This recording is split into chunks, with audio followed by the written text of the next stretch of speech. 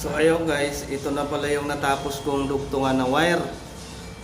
Bali, titipan ko na to. Kasi mahigit isang oras ko na tong ginawa. Oh. Pero kahit hatakin yan, matibay yan. Tatakpan ko to eh.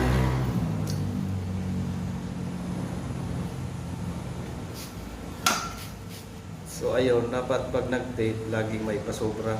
Parang ano yan.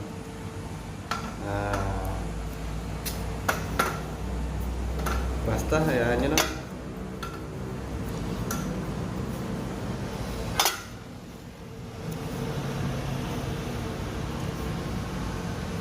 Ayan na siya. Baba natin yan.